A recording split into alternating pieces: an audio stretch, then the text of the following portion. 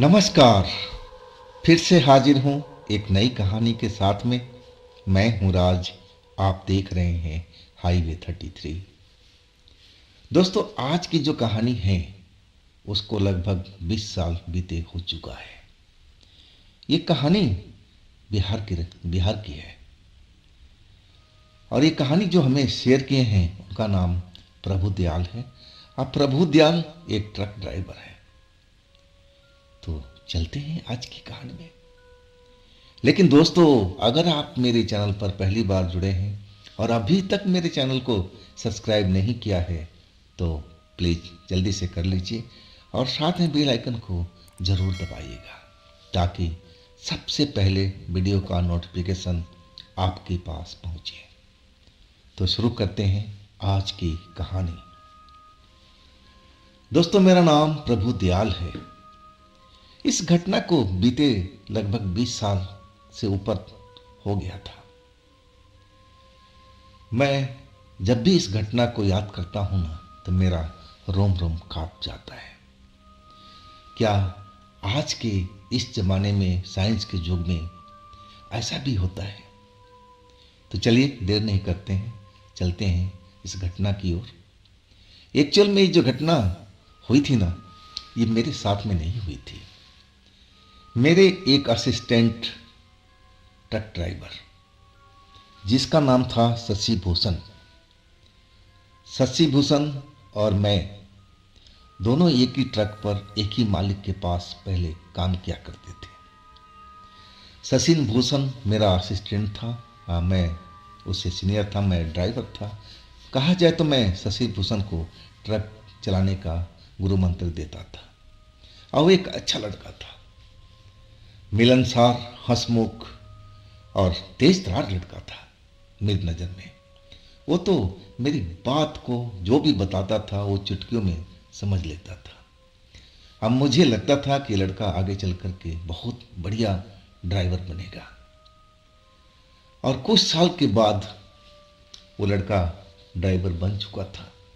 अब वो हमारे ट्रक से दूसरी ट्रक पर चला गया था, क्योंकि इस ट्रक पर तो उसके लिए जगह थी नहीं, क्योंकि मैं ड्राइवर था। अब दूसरी ट्रक पर चला गया दूसरी जगह काम करने। तो कभी कभी उससे मुलाकात हमारी हो जाती थी मेरी, कभी ढाबे पर, कभी डीजल भरवाते हुए, कहीं रोड पर जाते हुए।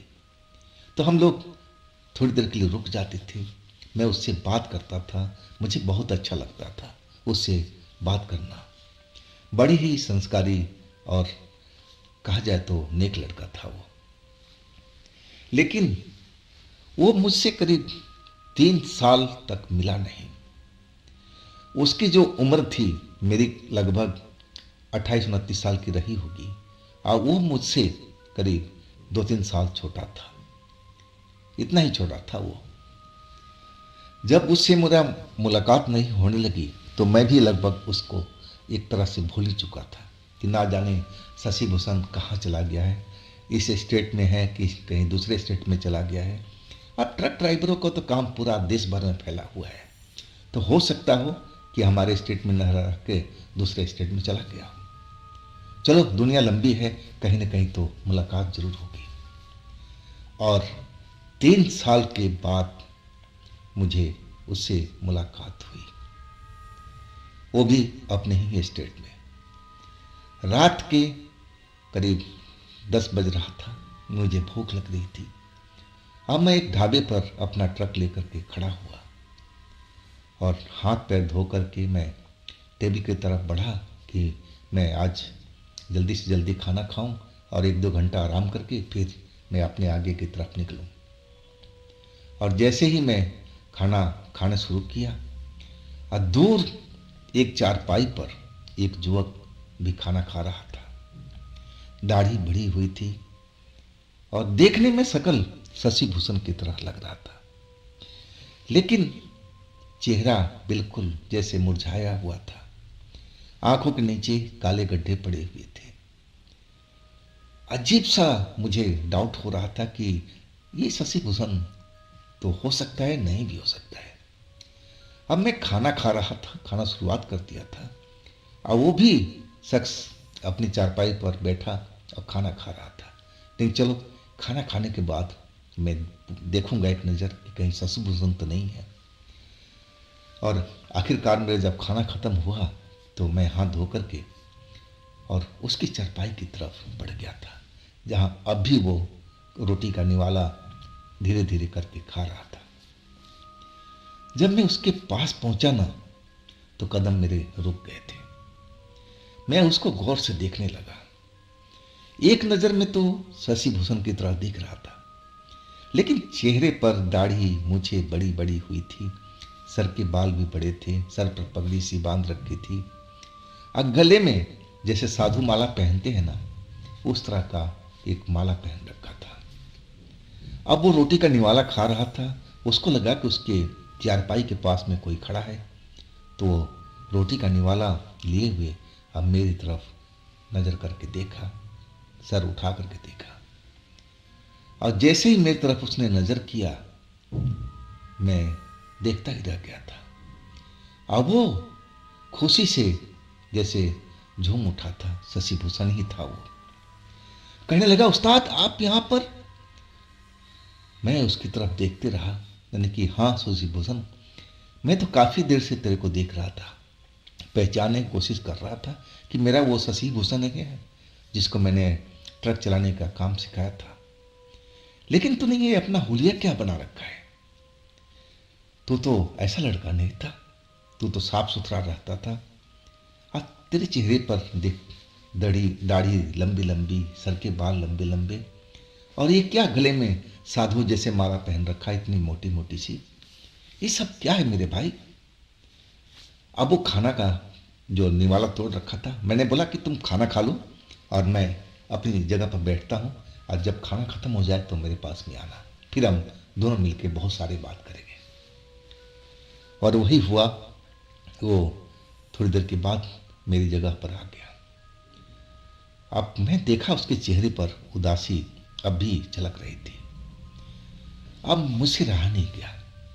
मैं कहने लगा, शशिभूषण, ये तेरा क्या हाल हुआ है? तेरे साथ में क्या चल रहा है? तू तो ऐसा नहीं था, तू तो हंसमुख था, सबको हंसाता रहता था, बातचीत करता था। लेकिन तू तो एकदम बुजुर्ग की तरह बूढ़ा हो गया है। तेरा तो ऐसी हालत हुई पड़ी है। क्या तूने शादी वादी नहीं की अभी तक? अब शादी का जैसे ही नाम लिया, वो मेरी तरफ देखते हुए, अब मैं देखा कि उसकी आंखों से आंसू निकल रहे थे। पूरा आंख आंसुओं से भर रहा था। अब साइडों से आंसू नीचे गिरने लगे थे। मैं तो देख करके हैरान रह गया। मैं समझ गया कि कोई ना कोई इसके साथ हादसा जरूर हुआ है, क्योंकि शशिभूषण इतना कमजोर लड़का नहीं था। तो क्या हुआ था इसके साथ में? और जब मैं उससे पूछने लगा तो जो कहानी निकली, मैं आपको उसी की जुबान में सुना रहा हूं, शशिभूषण की ही जुबान में। दोस्तों, मेरा नाम शशिभूषण है। मैं ट्रक ड्राइवर हूं, और ट्रक ड्राइविंग करते हुए एक लंबा टाइम हो चुका है। आ रहा था वो ट्रक पूरा नेशनल परमिट का था, हर तरफ हर प्रदेश में जाता था। ये कहानी की शुरुआत बहुत साल पहले मेरे साथ में हो चुकी थी, जब मेरी शादी हुई थी। मेरी शादी जिस लड़की से हुई थी, ज़्यादा पढ़ी लिखी थी मेरे से ज़्यादा। मैं तो इतना पढ़ा लिखा भी नहीं था। अब जो मेरी शादी की उम्र थी वो काफ़ी निकल चुकी थी। मैं ज़्यादा उम्र का हो चुका था। लेकिन जो लड़की के घर वाले थे, वो ना जाने क्या देख करके मेरे साथ में शादी किए, क्योंकि वो लड़की तो ज़्यादा पढ़ी लिखी, ज़्यादा खूबसूरत थी। अब मैं तो एक मामूली सा ट्रक ड्राइवर था। हाँ, कुछ ज़मीन के नाम पर मेरी दौलत थी, जो मेरे पिताजी, मेरे भाई ये सब देख रेख करते थे। ज़मीन कहें तो मेरे पास में काफ़ी थी, और घर द्वार भी मेरा अच्छा बना हुआ था।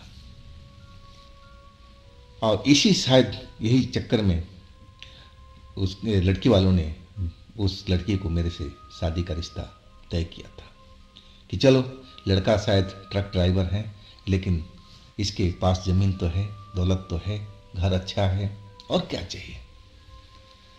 अब मैं खुश था कि चलो, बहुत दिनों के बाद कई बार मेरी शादी कट चुकी थी, कई रिश्ते आए थे, और रिश्ता ना जाने क्या क्यों कट जाते थे, मुझे कुछ समझ में नहीं आता था। शायद मैं ट्रक ड्राइवर था इसीलिए। और आखिरकार ये रिश्ता फाइनल हो चुका था। मेरे परिवार के लोग भी खुश थे, मैं भी खुश था, और कुछ महीनों के बाद मेरी शादी भी हो गई। मेरी पत्नी बहुत ही सुंदर थी, पढ़ी लिखी थी। मैं तो बहुत कम पढ़ा था उससे, और आखिरकार वो हमारे घर में आ गई थी। अब उसकी जो रंग रूप का चर्चा पूरे गांव में फैल चुका था कि देखो, फलाने की बहू इतनी सुंदर आई है, पढ़ी लिखी भी है, इसको तो इस गांव में होना ही नहीं चाहिए था, इसको तो शहर में होना चाहिए था। अब गली मोहल्ले के अड़ोस पड़ोस के लोग अब यही सब बात करते थे कि इतने सुंदर इसकी पत्नी है, पढ़ी लिखी है, लेकिन ये तो एक मामूली सा ट्रक ड्राइवर है। खैर, धीरे धीरे एक एक दिन निकलता गया। मैं अपना ट्रक लेकर के काम शुरू कर चुका था, और कभी 2 दिन पर आता, कभी 10 दिन भी लग जाता, और आहिस्ता आहिस्ता कब 6 महीने बीत गए पता भी नहीं चला। लेकिन मैं जब 6 महीने के बीतने के बाद मैं जब घर अपना आने लगा ना, तो मैं देखता था कि घर में वो रौनक नहीं है जो पहले हुआ करती थी। पहले सब कोई हंसते मुस्कुराते रहते थे, लेकिन अब तो कोई खुल कर के बात भी नहीं करता था मेरे से। ना जाने क्या हो गया था लोगों के साथ में। अब मेरे जो माता पिता थे वो खुल कर के मेरे से बात नहीं करते थे। अब मैं पूछता भी था कि आप लोग मेरे से कुछ छुपा तो नहीं रही हो? क्या मेरी पत्नी आप लोगों को सेवा भाव नहीं करती? क्या खाना पीना नहीं देती? लेकिन वो लोग टाल जाते थे, और इस तरह 2-3 महीना और निकल चुका था। कहा जाए तो अब पूरा 1 साल होने जा रहा था। अब मेरी जो पत्नी थी मुझसे तो प्यार करती थी, मैं तो इतना जानता था। मुझसे हंस हंस बोल करके अच्छी तरह से बात करती थी। अब मेरे सामने तो मेरे माता पिता का सेवा भाव भी करती थी, भाई को भी प्यार देती थी, इज्जत से बुलाती थी। तो मेरी नज़र में तो कहीं पर भी गड़बड़ नहीं लग रहा था। तो बात क्या थी? अब मैं किससे पूछूं? पत्नी से पूछूं तो वो कहती कि कोई बात नहीं है जी। माता पिता से पूछूं तो वो गोलमोल जवाब देने लगे। भाई से पूछूं तो कह रहे नहीं, ऐसा कोई बात ही नहीं है, सब कुछ ठीक है। लेकिन उस घर में कुछ तो चल रहा था। अब क्या चल रहा था, उसी चीज़ को मुझे पता करना था कि आखिर मेरे घर में पहले जैसे रौनक क्यों नहीं है। और आखिरकार मैं ट्रक लेकर के अपने काम पे निकल गया था, और कुछ दिनों के बाद मैं अपने घर लौटा, और वो भी रात के टाइम। रात के करीब 12:30 बजे के आसपास मैं अपने दरवाजे पर पहुंचा। दरवाज़ा का कुंडी खटखटाया तो मेरी माँ ने दरवाज़ा खोला, और जैसे दरवाज़ा खोला तो माँ ने कुछ बोली भी नहीं, चुपचाप थी। मैं पूछ रहा कि माँ, सब कुछ कुशल पूर्वक हैं, सब लोग अच्छे से हैं? और माँ दरवाज़ा बंद करके बोली कि बेटा अपने घर में चला जा। मैं कुछ समझ नहीं पा रहा था कि आखिर मेरे साथ में ऐसा क्या बर्ताव हो रहा है, क्यों हो रहा है। अब मुझे कुछ मालूम भी नहीं चल रहा था। मैं अपने कमरे के पास आ गया तो मेरी पत्नी अंदर होगी, मुझे तो इतना ही आइडिया था, और दरवाज़ा अंदर से बंद था तो जाहिर है कि अंदर ही होगी। अब मैं दरवाज़ा खटखटाने लगा, लेकिन जैसे ही खटखटाया दरवाज़ा दोनों पल्ला खुल गया था। आज जब मैं अंदर का दृश्य देखा ना, तो मेरी रूह कांप गई थी वो सब देख करके। मैं क्या देख रहा हूं कि मेरे कमरे में बीचों बीच में एक पूजा स्थल जैसा बना हुआ है। वहां पर जैसे लग रहा है कि कोई पूजा का काम चल रहा हो। पूजा हो रहा हो। अब मेरी पत्नी लाल साड़ी पहने हुए, लाल वस्त्र धारण किए हुए, और उसी पूजा वेदी के पास में एकदम बेहोश पड़ी हुई थी। उसको तो जैसे होश ही नहीं था। अब मैं ये सब देख करके एकदम आश्चर्य में पड़ गया था। सामने देखा तो पूरा पूजा का विधि विधान हुआ पड़ा था। दीपक जल रहा था, अगरबत्ती जल रही थी, नींबू रखा हुआ था कटा हुआ, सिंदूर लगा हुआ था। जैसे गांव में कोई काला जादू करता है, टोना टोटका करता है, और सब कुछ वैसे ही मेरे घर में हुआ पड़ा था। अब मेरी पत्नी बिल्कुल बेहोश थी, उसको तो कोई होश में नहीं था। अब मैं दरवाजे पर ही खड़ा खड़ा सब देखा था। मेरी अंदर जाने का तो हिम्मत ही नहीं हो रही थी। अब मैं वहीं से अपनी माँ को चिल्लाने लगा, माँ माँ जल्दी आओ जल्दी आओ, ये सब क्या हो रहा है इस घर में। अब माँ दौड़ी हुई आई, हाँ बेटा।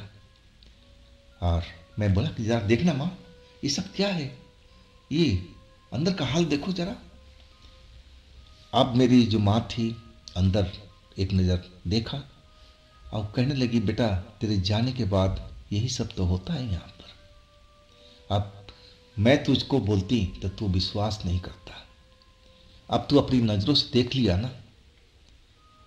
अब मुझे समझ में आ गया था कि मेरी माँ मुझसे ज़रूर कोई बात छिपाया करती थी। मेरे पिताजी भी खुल करके बात नहीं कर पा रहे थे। मेरी भाई वो भी मुझसे कोई ना कोई बात छिपा रहा था। तो ये बात थी, ये बात को ये लोग छिपा रहे थे। अब मैं पूछने लगा, ये मैं माँ ये है क्या, ये कौन सा पूजा करके बेहोश हुई पड़ी है। मेरी माँ कहने लगी कि बेटा तेरी पत्नी जादू टोना करती है, उसने सारे हम घर वाले के ऊपर में अपना जादू टोना कर रखा है। अब एक तरह से हम लोग उसी के बस में हैं, जैसा वो चाहती है वैसा ही होता है। मैं एकदम आश्चर्य में था कि आज के साइंस के युग में ऐसा भी होता है क्या, कि भला कोई एक औरत जादू से टोना टोटका करने लगे और उसके बस में पूरा घर का परिवार आ जाए। ना ना ना, ऐसा तो हो ही सकता।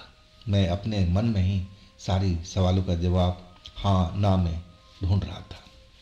मैं कहने लगा कि नहीं माँ, ऐसा नहीं हो सकता, ये तो एक तरह से ढोंग है। अब मैं अपनी पत्नी को आवाज़ दे करके बुलाने लगा, उठो उठो। लेकिन पत्नी तो जैसे एकदम बेहोश हुई पड़ी थी। उसको होश ही नहीं था कि वो कहाँ पर है, किस जगह पर है। आखिरकार मुझे गुस्सा आ गया था। मैं हैंडपंप पर गया, अब पूरी बाल्टी भर करके पानी लिया करके और उसके ऊपर उड़ेल दिया था। और जैसे ही पूरा बाल्टी का पानी उसके शरीर पर गिरा, वो जो दीपक जल रहा था पूजा स्थली पर और जो सामग्री रखा हुआ था सब पानी से खिंड खिंड हो गया। और उसी वक्त मेरी पत्नी ने आंखें खोल दी। अब मैं देखा उसकी आंखें बड़ी बड़ी और लाल लाल नजर आ रही थी, जैसे वो पूरा बोतल शराब पी रखी हो। और वो तो जैसे मेरे पर झपट पड़ी, एक खूंखार शेरनी की तरह, जैसे अपने पंजों से मेरे मुंह को नोच लेगी, मेरी आंखें निकाल देगी। अब तो मैं ये सब देख करके एकदम और डर गया, डर के पीछे हट गया और भारी आवाज में बोलना शुरू कर दिया था, तेरी कैसी हिम्मत हुई, तूने ये सब क्यों किया, अब तू बचेगा नहीं। वो अजीब भाषा में अजीब आवाज में मुझे धमका रही थी, मेरी माँ को भी धमका रही थी। ये सब तूने इसको बताया है ना, मैं तेरे को मना कर रही थी ना कि तू अपने बेटे से कुछ भी नहीं बताएगी, लेकिन तूने बता दिया ना। मेरी माँ कह रही थी नहीं बहू, मैंने कुछ नहीं बताया है, ये तो अचानक आकर के देख लिया है। अब तुम मैं एकदम सत्ते में आ चुका था कि यही खेल मेरे घर में चल रहा था इतने दिनों से। न जाने मेरी औरत किस चीज का पूजा कर रही थी, इसका पूजा का उद्देश्य क्या था, मैं कुछ समझ में नहीं आ रहा था। तब तक तो मेरे पर कई झपट्टा मार चुकी थी। अब मैं डर से पीछे हट जाता। अब मैं औरत समझ करके उसको हाथ नहीं लगा रहा था कि कहीं मैं तगड़ा हाथ लगा दिया तो कहीं लेने के देने ना पड़ जाए। मैं औरतों का इज्जत करता था, लेकिन कब तक भाई? वो तो जैसे मुझे नोच नहीं पा रही थी। मेरी माँ को जब झपाटा मारा ना, तो मुझसे बर्दाश्त नहीं हुआ। अब मैं उसको एक तेज धक्का दे दिया और वो उसी जगह पर नीचे गिर गई। अब फिर वो बेहोश हो गई। अब मेरी माँ मेरे को कोसने लगी कि बेटा क्यों धक्का दिया इसको, तो क्यों गिरा दिया, अब देख बेहोश हो गई ना। अब माँ के दिल में अपनी बहू के लिए इतनी हमदर्दी थी। वो जानते हुए कि ये कोई काला जादू कर रही है, कोई जंतर मंत्र कर रही है, कोई टोटका कर रही है, लेकिन प्यार ऐसा ही था माँ के अभी दिल में। मैं कहने लगा कि माँ, जब तुम लोग के साथ में ऐसी व्यवहार कर रही है तो तुम्हें तो कम से कम मुझे बताना चाहिए ना। लेकिन माँ तो माँ ही होती है। वो कहने लगी नहीं बेटा, मैं तो इसी डर से नहीं बताती थी कि तू विश्वास नहीं कर पाएगा। और हम लोग खामोश रहते थे। अब मैं अपनी पत्नी को दोबारा होश में लाने की कोशिश करने लगा। फिर मैं पानी लिया करके छींटे मारने लगा, तब वो उठ करके बैठ गई। आज जब बैठी ना, तो बिल्कुल नॉर्मल लग रही थी। जो पहले आंखें मोटी मोटी सी हुई पड़ी थी, वो अब एकदम समान आंखें हो गई थी। अब बिल्कुल वो कहा जाए तो शांत थी। अब मैं अपने पत्नी की तरफ देखते हुए कहने लगा, ये सब क्या है? तुम ऐसा क्यों करती हो? ये कौन सा पूजा करती हो? अब मेरी पत्नी मेरी तरफ देख रही है, मेरी माँ की तरफ देख रही है और रोए जा रही है। अब मैं समझ गया कि ये अपना टाइम खराब कर रही है, टाइम पास कर रही है, ये मुझे बहकाने की कोशिश कर रही है। अब मैं कहने लगा कि मैं अपनी आंखों से सब कुछ देखा हूँ। हाँ, मेरी माँ ने तो ये कुछ नहीं बताया था आज तक। तो ये तुम कौन सा पूजा करती हो? क्या इस पूजा से तुम्हें भला होने वाला है? अब वो एक तरह से खामोश हो गई थी, कुछ बोल ही नहीं रही थी। अब मैं समझ गया कि अब इससे बात करना ही बेकार है। कल मैं इसके अपने मायके छोड़ के आ जाऊंगा। कहानी खत्म। ऐसे औरत को घर में रख करके क्या फ़ायदा, जो हमारे माँ बाप को ही ना पूछ करे, ना भाई को पूछ करे, घर में डरावना हरकत कर रही है, पूजा पाठ कर रही है, वो भी आधी रात के वक्त में। और यही सब मैं सोच रहा था कि सब कुछ ऐसा ही करूँगा कल। अब मैं माँ को बोला कि आप जाओ आराम करो, अब मैं देख लूँगा, जो करना है मैं खुद ही करूँगा। अब मैं अब कहाँ जाऊँ? उसी कमरे में सोया हूँ, अपने बिस्तर पर ही। अब मेरी पत्नी अभी भी नीचे बैठी हुई थी दीवार दीवार के पास में। अब मुझे तो थकान हुई पड़ी थी, मैं ट्रक चला करके आया था लंबी दूरी तय करके। अब मैं कुछ देर तो जगा रहा। मैं ये अपनी पत्नी के बारे में सोच रहा था कि ये सब क्या कर रही थी, इसको ये सब पूजा पाठ करके क्या मिलने वाला था, क्या मांग रही थी, किससे क्या कर रही थी। इस पर जो शक्ति सवार थी वो कौन थी, वो इससे क्या चाहती है। अब यही सब करते करते ना जाने कब मुझे नींद आ गई थी। अब जब मेरी नींद खुली ना, तो मैं अपने आप में नहीं था। मुझे न जाने क्या हो गया था। बस लग रहा था कि मैं अपनी पत्नी के शक्ति के जाल में फंस गया। अब मुझे रात की बातें सब जैसे याद ही नहीं रहा हो, और याद भी आ रहा हो तो मैं उस चीज़ को बिल्कुल भूलने का कोशिश कर रहा था। शायद वही जादू मेरी पत्नी ने मेरे ऊपर में कर दिया था। अब मैं सब कुछ भूल चुका था। सुबह हुई, सब कुछ सामान्य से चल रहा था। माँ जो अपने घर में काम कर रही थी, जैसे शुरू से करती आ रही थी वैसे कर रही थी। मेरी पत्नी अभी भी घर में थी। वो आंगन में बहुत कम निकला करती थी, क्योंकि आसपास में छत बने हुए थे और वहाँ से लोग देखते थे, तो पर्दा तो करना ही था। अब जो खुले का काम था मेरी माँ करती थी, और रसोई रसोई के काम जो था मेरी पत्नी क्या करती थी, और दोनों लोग अपने काम में लगे हुए थे। अब मेरा जो शरीर था ना, मन जो था बहुत भारी भारी सा हो रहा था। लग रहा था कि मेरे अंदर में कोई समा गया हो, ऐसा मुझे महसूस होने लगा था। और मुझे लगने लगा कि अब इस घर में रहूँगा तो मेरा मन ऐसे ही भारी रहेगा। हाँ, मुझे तो बाहर ही चलना चाहिए, अपने काम पर निकलना चाहिए। इसके बाद मैं उस घर से निकल गया था अपना ट्रक लेकर के, और जैसे ही बाहर आया शरीर मेरे का बिल्कुल हल्का हो गया था। अब तो ये ऐसा ही होने लगा मेरे साथ में। मैं 2-4 दिन पर ट्रक लेके आता और जैसे ही घर में पहुंचता तो लगता था कि मेरे ऊपर में कोई सवार हो गया हो। पूरा शरीर मुझे दुखने लगता, दर्द होने लगता, अजीब सी पूरा शरीर ऐंठन होने लगती थी। अब मैं चाह करके भी अपने पत्नी को ना डांट पाता था और ना उसको मैके छोड़ने का कोशिश करता था। मैं सब कुछ जैसे घर में आते ही भूल जाता था। तो वो एक तरह का मेरे ऊपर ही उसने जादू कर रखा था। अब मैं जितना कोशिश करता था कि अपने घर में ना आऊँ, मैं बाहर ही रहूँ, कि घर में आते ही मेरी तबीयत बिगड़ने लगती थी। अब मैं डर से अब बाहर ही रहने लगा था। अब इसी बीच में मेरी जो पत्नी थी अपनी मायके चली गई। अब शायद उसको पता चल चुका था कि सब कुछ खेल तो हमारे पति भी जान चुका है, अब इसके माँ बाप भी जान चुके हैं, और इसी चक्कर से शायद वो अपने मायके चली गई थी। और इसके बाद वो लौट के नहीं आई। अब मैं जब घर पहुंचा तो मुझे पता चला कि वो तो मायके गई है। लेकिन जैसे ही घर में आया था तो मैं बिल्कुल सामान्य था, जैसे लग रहा था कि मेरे ऊपर में कोई साया नहीं आया है, ना मुझे कोई बुरा महसूस हो रहा था। तो मैं समझ गया था कि सारा खेल जादू टोना के जो कर रही थी मेरी पत्नी ही थी, और उसको जाते ही ये घर बिल्कुल शांत हो गया था। अब घर में जैसे रौनक दौड़ने लगी थी। और इसके बाद मैं तो कभी अपनी पत्नी को लेने के लिए नहीं गया। हाँ, मेरे पिताजी जरूर गए थे, लेकिन घर वालों ने बिल्कुल भेजने से मना कर दिया कि नहीं, हम अपनी बेटी को आपके घर में नहीं भेजेंगे। और इसके बाद एक तरह से वो किस्सा ही खत्म हो गया था, और मैं कुछ दिन तक तो बिल्कुल सही था। और इसके बाद मैं अपना काम जो कर रहा था ट्रक चलाने का वो तो कर ही रहा था, और इसके बाद मेरी तबीयत बिगड़ने लगी थी। अचानक मुझे बुखार ने जकड़ लिया था।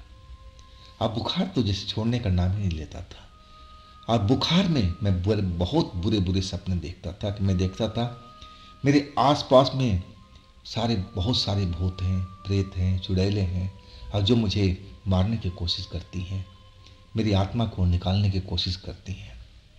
अब मैं डर से अपनी आंखें खोल देता और वो सपना अपने माँ को बताया करता था। अब सब लगने लगा था कि ये सब वही जादू का चक्कर है जो पत्नी ने सब इस घर में किया था। अब मेरा जो इलाज था डॉक्टर के पास चल ही रहा था, और काफ़ी दिनों के बाद मेरी जब तबीयत नहीं सुधरी तब मेरे माँ बाप मुझे एक तांत्रिक के पास में ले गए, तांत्रिक बाबा के पास में, और वहाँ पर अब मेरा इलाज शुरू हो गया था। और उस इलाज में तो लंबा समय लगा था, और उसके बाद जो भी मेरे पर जादू टोना किया हुआ था और वो उतर चुका था, और तब जाकर मैं एक समान जीवन जीने लगा था। अब ट्रक लाइन तो मेरा छूट चुका था, बहुत दिन तक तो बीमार होने की वजह से मैं चला नहीं पाया, और तब जाकर के कुछ महीनों में रेस्ट करके जब शरीर में जान आई तो मैं अपना ट्रक चलाने पर आ गया था। अब मैं समझ नहीं पाया था कि आज तक कि मेरी पत्नी उस घर में, मेरे घर में किस चीज़ का पूजा करती थी, क्या चाहती थी, वो किसकी पूजा करती थी।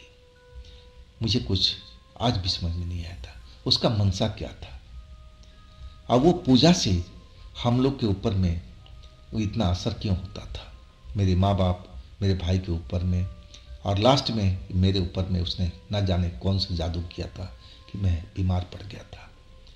और तब से उसी तांत्रिक बाबा ने वो माला दिया था कि ये माला अपने गले में डाल के रखो और इसको निकालना नहीं तो हो सकता है कि अगर तुम निकालो तो फिर तुम बीमार पड़ जाओ।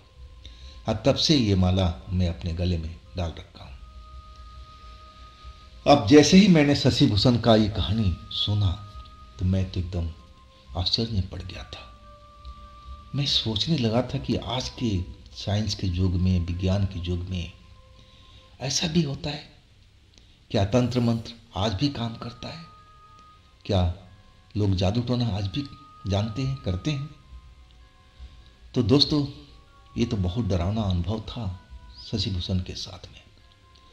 ये तो पट्टा तो झेल गया, लेकिन मैं तो ऐसी जो कहानी थी मैं तो झेल ही नहीं पाता।